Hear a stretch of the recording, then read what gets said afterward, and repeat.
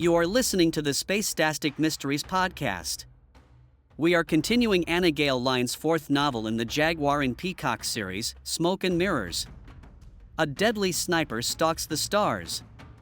Aboard the Freedom Alliance's frontline StarVessels, crew members are being picked off one by one, the killer striking with chilling precision. When a member of Colonel Jessa Master's team is critically wounded, the threat becomes personal and impossible to ignore. Jessa is no stranger to danger, but this case rattles her.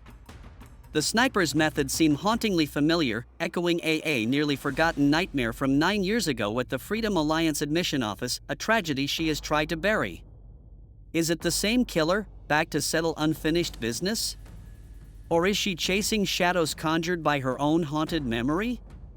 As paranoia spreads through the fleet, Jessa must unravel a mystery that spans years and light years, navigating political intrigue, old grudges, and a ruthless enemy who always seems one step ahead.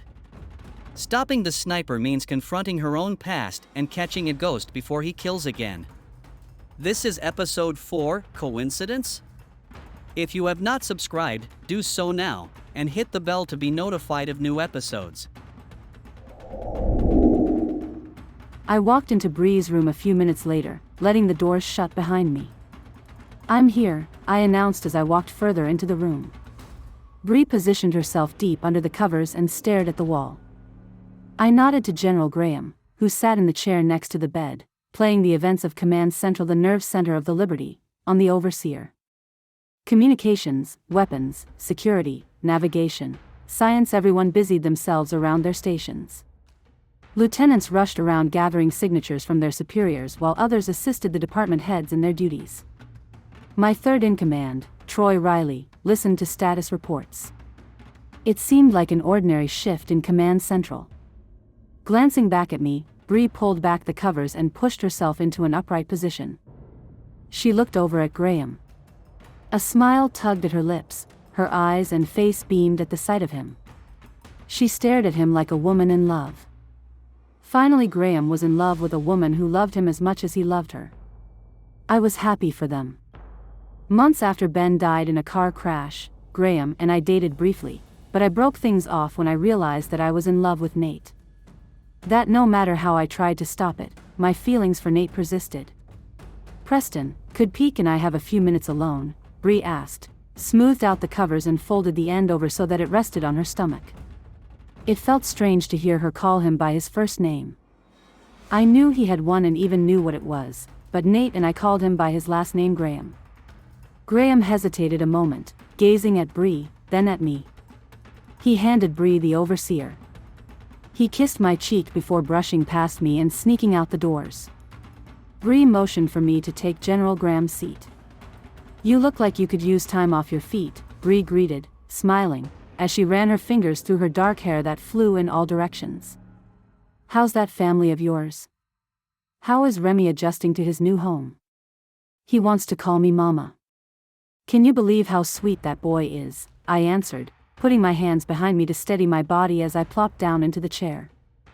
I moved back, giving her a sidelong glance. "But my family is not what you wanted to see me about, is it?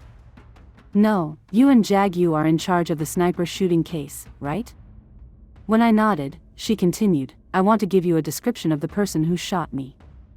She rubbed the back of her neck with her hands. She looked haggard, like she'd spent all night tossing and turning. Dark circles under her eyes. Lacking color in her cheeks. Other than that, Bree didn't look worse for the wear. "But he was wearing a mask, wasn't he? How did you get a clear look at him?" I had been tracking down a man who committed a string of killings in 4 states over a 2-year period. That man wore a strong cologne and talked with a very nasally voice. Bree studied me for a moment, chewing on her bottom lip. This was the same man. I raised my eyebrows. "Strong cologne? Like meat gone bad?" I asked, recalling the way Paul had described their stalker's cologne. I could see him waving his nose. It was unlikely that Robert and Paul's case was related in any way to the sniper case, but it never hurt to check. Her eyes grew to the size of saucers, sitting up straighter. "How did you know that? Have you dealt with Malcolm Danes before?" I shook my head. That's weird, but it could still be a coincidence, I cautioned myself. I could have. Was one of the states that he killed in Arizona? Was it the same man? I dismissed it, making a mental note to figure it out later.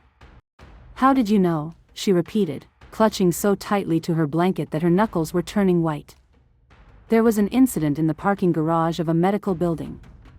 The two witnesses were doctors. I had to make sure that we were dealing with the same man before jumping to unfounded conclusions. Do you recall their names? She tilted her head and pressed her eyebrows together. Yes, Dr. Robert and Paul. She paused. Her face looked as if it had been hit by the sun. Recognition marked her tired face. Dr. Robert and Paul Strasser, your brothers. My brothers, I confirmed flatly. I looked around to make sure no one was eavesdropping.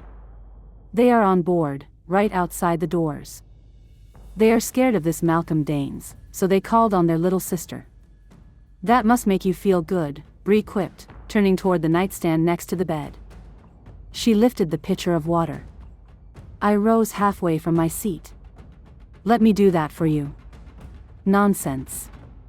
I am not disabled, Bree rebuked, pouring water into a cup. It would be if they could give me a decent description. I waved my hands in the air. One says he's 6 feet 4 inches, the other one says, no, he was 6 feet 2 inches, 6 feet 3 inches. One says he's 140 pounds. The other one says 150 pounds. I moved to the edge of the chair. The only things they agree on is his dark hair, goatee and strong cologne. Bree laughed as she set the pitcher back on the nightstand. Nothing worse than an eyewitness, huh? She shot me a sympathetic smile. She sipped her water as she rubbed her temple with the other hand. He's 6 feet 3 inches, 145 pounds, dark, thick hair, a scraggly goatee. His eyes are gray, and he has a nasally voice. There is a tattoo of a cobra on his, tapping her face, left cheek. Oh no, that description sounded familiar. A scene with a man shooting up the Federal Alliance Academy Administration building flashed before my mind. I could hear the shots, and the students screaming as he shot people randomly. No, he couldn't be tormenting me again. I took a deep breath and feigned a smile for Bree. No need to let her know how much my heart pounded, and my hands shook. Now there's a description I can do something with, I remarked, feeling my lips form into a smile. Then again, I can't expect Robert and Paul to give descriptions like that. They aren't professionals. Enough about this case. How are you and the baby doing? I leaned back in the chair and rested my hand on my stomach. Babies, I corrected, beaming at Bree. We are having twins, a boy and a girl. It would have been triplets, but I miscarried Abby. I looked down at how big my stomach grew. We are all doing fine. I can't wait, only 2 more months until they arrive. I've always envied you, being able to have a family and your career too. You make it all look so effortless, Bree rattled, sipping her water. She stared at my stomach over the rim of the glass. Smoke and mirrors. Behind them, balancing a family and a career is a lot of hard work, sleepless nights and arguments. I glanced over at the overseer that Bree cast to the side. I looked up and caught her eye. Do you love him? Oh yes, but I just don't know if we can have what you and Nate have, responded Bree, placing her cup next to the pitcher. I want to have kids and set up housekeeping on a star vessel, but how can we do that when I am traveling on the Kennedy and he is at HQ? I think this is something you should be discussing with him.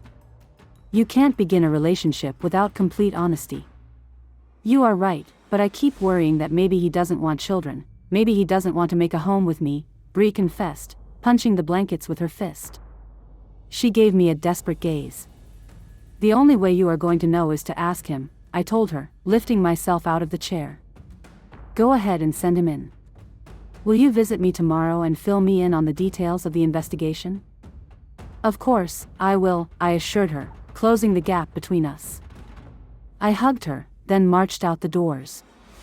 I surveyed the room for Graham, who I spotted on the opposite wall, sitting in the waiting area with my brothers and Nate.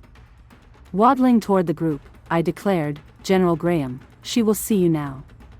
"What did she say?" the men demanded in unison. "Sorry, boys, that is classified information." "Need to know only," I retorted. As Graham moved by, I put my hand on his shoulder and whispered, "She has something important to discuss with you, so I'll have the chef send up some food and coffee." Graham nodded and escaped into Bree's room. I turned back to my anxious brothers, who couldn't sit still, and were now pacing the floor in opposite directions. "If I find out anything more, I'll let you know.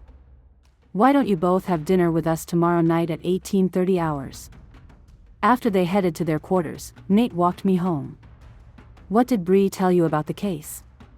"Did she give us any more details?" Nate asked, climbing onto his side of our bed in the master bedroom later that night. He leaned against the headboard, pulled the covers over his lap and folded the edge. I turned down the sheets, sat on the side, sliding off my slippers. Chip set my wake-up time to 0430 hours. I swung my legs around and slid them under the covers. I grabbed a pillow and thrust it behind my back, propping myself up. She's been tracking Malcolm Danes for a while now. She describes him as 6 feet 3 inches, 145 pounds, dark hair, goatee, a raspy voice and smells like meat gone bad. Sounds like the guy Robert and Paul described. What a coincidence. Malcolm Danes has killed in 4 states, including Arizona, I told him, folding my arms across my chest. It could still be a coincidence. It's not. I closed my eyes briefly, meditating on the quietness of our quarters. With the kids asleep, only the humming of the temperature control system could be heard. I could feel the movement of the ship underneath us. After being on planet M142 for so long, I still felt grateful to be home. Since I had lived aboard a StarVessel for years, I found it difficult to sleep without feeling the movement beneath me. Malcolm Danes shot a man in a medical parking lot garage in Arizona. Bree confirmed that the 2 men who testified against Malcolm were doctors Robert and Paul Strasser, I answered, smoothing the covers with my hand. We are definitely looking for the same person, not 2 different ones. We just cut our workload in half, Nate quipped, sliding his arm around my shoulders. I snuggled up to him. You know, I think I've got the connection that links all the victims together, but I want to make sure I'm right.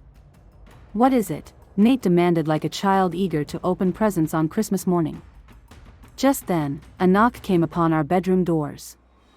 Nate and I exchanged nervous glances before I called, "Come," in the direction of them.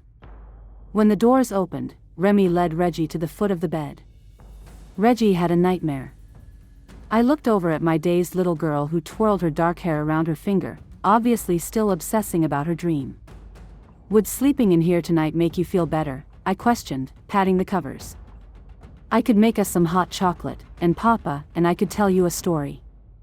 Then we could all bunker down in here for the night." Without answering, Reggie climbed onto the bed and into my arms. I think we know Reggie's answer. I peered over at Remy while pushing Reggie's hair out of her eyes. "What about you, Remy? Does that sound good to you?" "Aren't I a little old for this?" Remy wondered, sat down on the edge of the bed, looking from me to Nate and then to Reggie. "Would it make you feel better if you bring your pillow and blanket in here and sleep on the floor next to the bed?" suggested Nate, shooting Remy a knowing wink. "I want to sleep on the floor too." "We can pretend it's a sleepover," Reggie cried, crawling out of my hands and down near Remy. "Come on, Remy," she charged, grabbing Remy's arm, "let's go get our pillows and blankets." Reggie jumped off the bed, dragging Remy with her. "I'll get hot chocolate and you 2 go get your pillows and blankets, and I'll meet you back here for a story," I announced, pulling back the covers and moving my legs so that they touched the floor. I slid on my slippers. I turned to Nate. "I'll be right back." A few minutes later, I returned with a tray of 4 mugs of hot chocolate and a bowl of large marshmallows. Remy and Reggie were snuggled deep under their covers, propping themselves up against the wall, pillows behind them. I handed them their mugs. A teddy bear decorated Reggie's mug. She loved it because Ben brought it back for her from one of his trips to the planet Sierra 5. Robots marked Remy's. They eagerly grabbed a handful of marshmallows. Their little hands overflowed by the time they were done. Bringing the tray over to Nate, who grabbed it from me as I moved back into bed. "What story are we supposed to tell them?" he whispered, handing me my mug, which Nate had custom-made for me. It simply said, "Peacock Masters." I smiled deviously as I warmed my hands on the side of the mug. "Angel, how would you like to hear another adventure in the lives of Agents J and P?" "Oh yes, please," the little girl squealed in delight. She looked at Remy, who looked confused. "Trust me. You'll love these stories."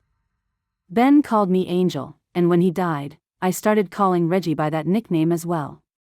I had been telling Reggie the tales of Agents J and P since she was a baby. Little did she know that Agents J and P were based on her mother and uncle, the family-friendly versions, of course.